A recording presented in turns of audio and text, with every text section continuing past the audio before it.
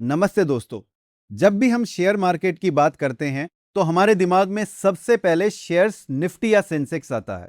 लेकिन शेयर बाजार में निवेश का एक और बहुत ही महत्वपूर्ण और सुरक्षित जरिया है जिसे हम बॉन्ड कहते हैं।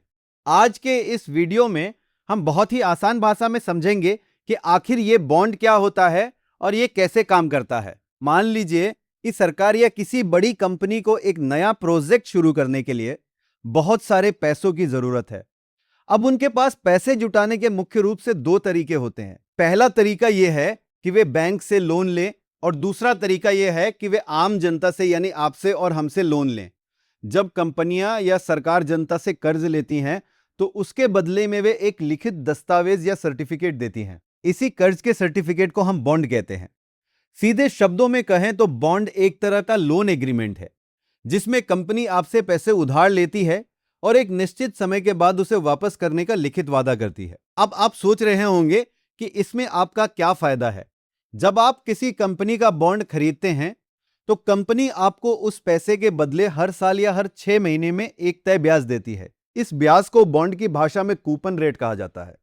उदाहरण के लिए मान लीजिए आपने किसी कंपनी का 10,000 रुपए का बॉन्ड खरीदा जिस पर वो कंपनी आपको 8% का सालाना ब्याज देने का वादा करती है। इसका मतलब है कि आपको हर साल 800 रुपए ब्याज के रूप में मिलेंगे।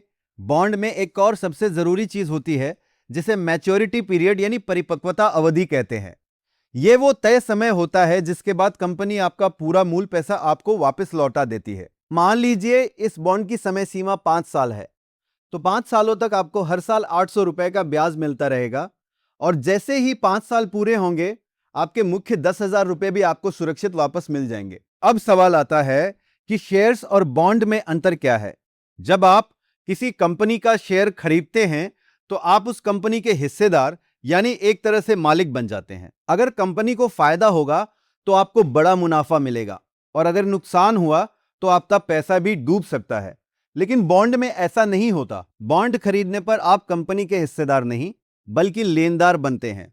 कंपनी को मुनाफा हो या नुकसान उसे आपको तय किया गया ब्याज और आपका मूल पैसा समय पर लौटाना ही पड़ेगा। इसी वजह से बॉन्ड को शेयर्स के मुकाबले काफी सुरक्षित माना जाता है।